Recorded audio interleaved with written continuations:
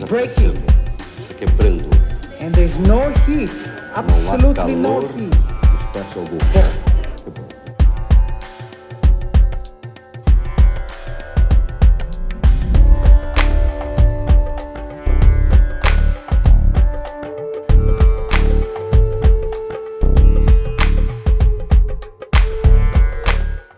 So before I get into teaching you how to do the spoon break, there's plenty of things that we need to talk about.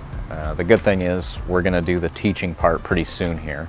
I just mainly want to go over what kind of spoons or forks that you should use for any kind of bends. It is pretty important. Then we're also going to talk about how to switch in this spoon or ring in, basically bringing the spoon into play, because as you're going to see here in a second, we can't exactly hand this spoon out to be examined. Most spoon bends can be done on the spot, impromptu, but something like a break takes preparation in advance. They can look at the spoon very closely, so as long as you make it seem as if the spoon had always been a part of whatever spoons you do bending with, you know, some kind of impromptu bends with beforehand, or forks, you'll have no problem getting them to believe that this spoon was just like any other spoon. But we'll be going over that at the end of the video. First, I want to name a few important names. You definitely want to do some research on Richard Osterlind. Definitely look up Banachek. And the third one would be Morgan Strebler. They've got some great ideas for bends. And of course, those aren't the only names, but those are three pretty big names where you're going to get a lot of ideas from. So always be on the lookout for more. Now, another good way to do some research on bending might be going back to some old psychics, the most popular being Uri Geller. You saw a little clip of him in 1976. That's around the time that he got his start, but he was very, very well known for bending metal objects and breaking them, like you saw before. Now, obviously, he's not doing it with his mind, but pretty much something similar to what I'm going to show you in a second. So this idea is definitely an old one. From what I've been looking up, I can't really find any work on it. I'm sure it's out there somewhere, written or in a video, but I haven't come across it yet, so I'm not sure if it's got a name, who actually originated the method for it, but it's something that I was kind of playing around with, and we'll get to that when we go over the actual technique. But for me, the inspiration for this was Uri Geller.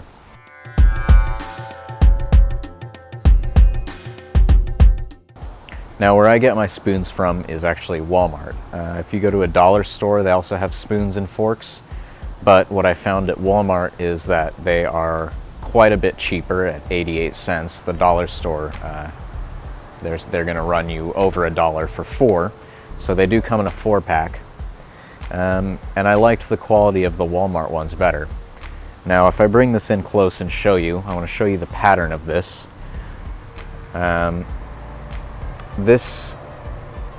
Sorry about the autofocus.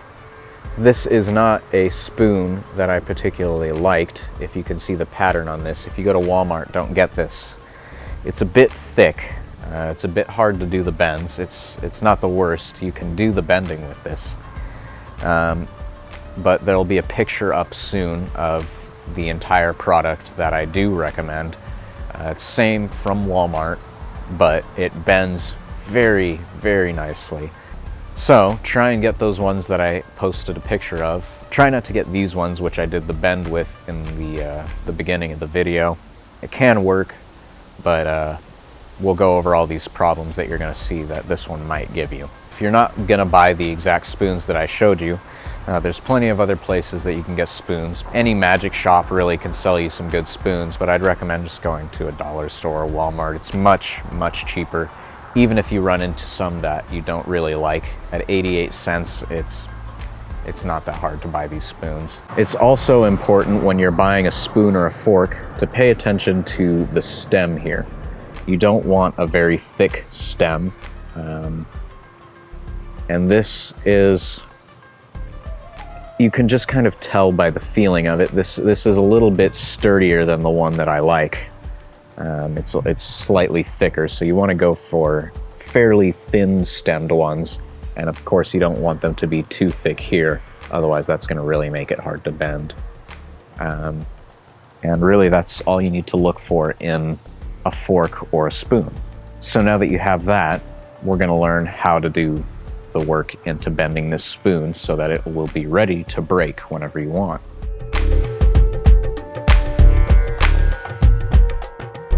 What we're going to put into the spoon might be called something like a stress fracture or something like that. What that means is we're going to bend this spoon back and forth, and depending on the spoon, there's going to be a certain point where when you bend it back and forth, it's going to feel, and you'll even hear, some cracking. That's very important. It's going to take a lot of playing around with. Maybe not a lot, but definitely you're going to spend a few spoons practicing this. There's going to be a point where you're not going to bend it as much as you are to get that crack. Once you start feeling that crack, you're going to do these very small little bends. And you'll see and also feel when you're doing it, the spoon get looser and looser. But since you're doing such small bends, to me what it feels like is that the inside of the stem is being cracked and weakened to the point where you can easily snap it with one hand. But since you're not doing those big bends, it leaves these outer stems somewhat intact so that the spoon can stay whole and you can gesture with it and you don't have to hold it here the whole time. This spoon, as you bend it, it's got to do with friction as it keeps bending back and forth. That constant rubbing, the friction, will make the spoon very hot. This one isn't exactly the best to do with this, but hopefully this will go all right. What you're going to want to do is you're going to put a bend, not right where the stem meets the bowl, but a little below. So where you want to kind of put your bend, you want to get a good grip on. So I'm trying to bend in between where my thumbs are, so my thumbs come together at that point. And you just get a good grip on the stem and on the bowl so you have enough leverage. You don't want to hurt your hands or your fingers while you do this. If it does hurt your hands or fingers when you're doing this, you may have gotten a spoon that is too tough for you. Maybe you don't have enough hand strength. Try and get another spoon, see how it goes. But you don't want to hurt yourself on this. Now we're going to go ahead and start bending the spoon. So since it's not going to snap for a little while, we're going to put a pretty sharp bend this way, and we're also going to bend it back. So we're just going to start bending it back and forth. And the moment you hear it snap, I want you to pay attention to how little I bend it. We're going to bring it back to about the straight point like this and put very, very tiny bends. So here we go.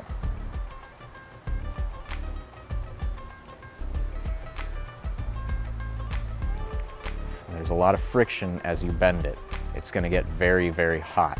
Bend it a few times, wait for a little bit, and then go back and bend it. Now, this spoon just broke right now. This is not the point where I would want it to snap. You'll usually feel the better spoons, like the ones that I like, you'll feel them start to snap long before they do. Not long, but you'll feel it. But if it does happen, it should still be workable. Just very gently bring it back. And this is actually much more broken than I like it. So I'm not going to have to do those little tiny mini bends, but you probably will.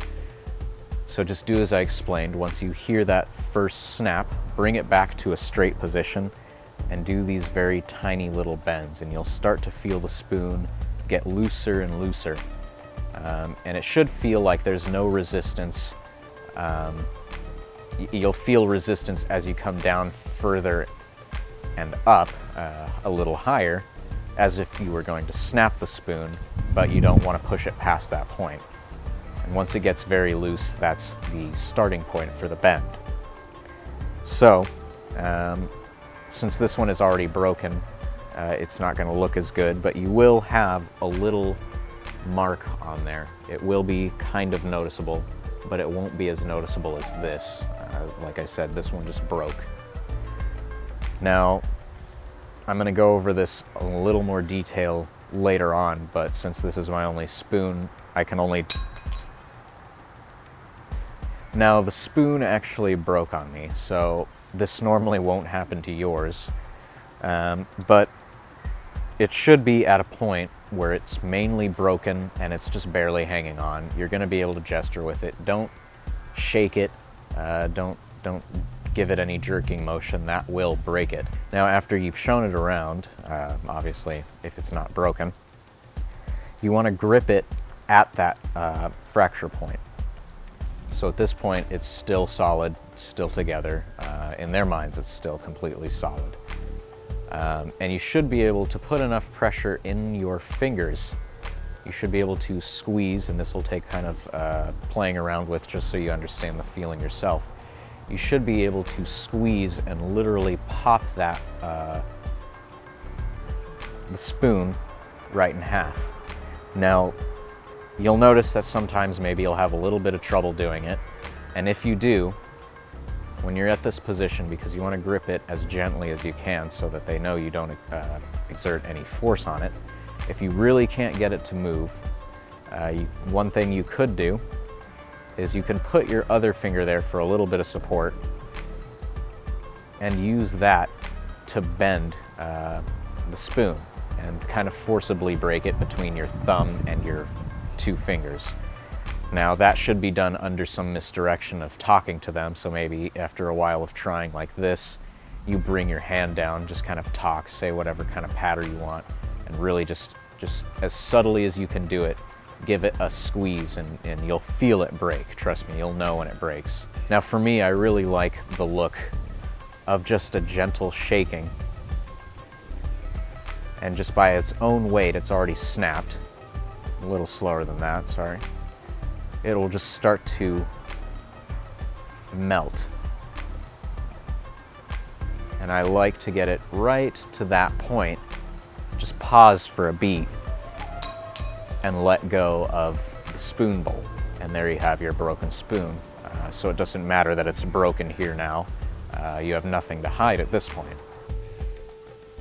Now, pretending that this spoon wasn't broken, there's plenty of different ways that you can break it besides having to apply pressure with your fingers like this. You could literally hold it at the stem as you're doing whatever kind of magical gesture you want to do, and literally just give it a good jerk, and that will give it a very fast break. So that kind of has a different effect as opposed to the slow kind of melting effect here. You can use really any kind of action that you want to break it, so I don't want you to feel limited by breaking it this way. This is just personally the way that I like to do it, but don't let that stop you from playing around with this, seeing how different breaks can work, what other kind of methods work. Whatever you feel like changing, go ahead and try and change it. Always try and make improvements, always try and do something different to it. This is just one way you could do this. Now, we should probably talk about ways to ring in this spoon, bring it into play, whatever you want to call it. You cannot just pull a spoon out of your pocket, especially this spoon. Look at the spoon, do the break, and have it take the full effect. Now, this is also not an effect that I would ever do alone. I would never just start out with this spoon bend and just do the break. I would definitely be in a situation where spoons or silverware is being used. If there's spoons around, great. Just make sure you're in a situation where it'll make sense. I did name a few people that have a lot of material, and you should definitely look them up. Look up any kind of spoon or fork bending that you can, because you want to be able to do the impromptu bends, the ones that you can do with a regular fork at any time, putting the bend in right in front of them. That's the kind of stuff you want to start with. An idea for loading this spoon is if wherever there's silverware, something you could do beforehand. Obviously keep this on you somewhere in a pocket, jacket pocket or something like that, where it won't get snapped in your pocket. And then you can just go ahead as you sit down at a table or whatever. If there's silverware already out, great, just go ahead and lay it down with one. You could take one of the spoons and switch this one in for it. In the little dinner napkins, you could put this in there. And when the time comes, just reach for a regular spoon, do a couple of other bends first, and then I would go into this one. And that's the only way that I think it'll really have the full effect, is if they see you taking these spoons from the table, you're doing these bends right away with them. Those spoons you can hand out, they can test out. It's important that they get that image, so that when you pull this spoon out and you're able to show it with just the stem, that they don't question it, they've already looked at the other spoons. And then when you bring the spoon out and do the break, of course in their mind it's just not gonna register that you could have even switched anything. It was your spoon. None of that will even register by that point.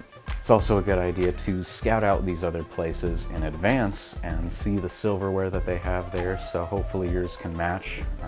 But I really don't think that you're gonna have any problem just bringing in even a different spoon. Generally, spoons all look like this.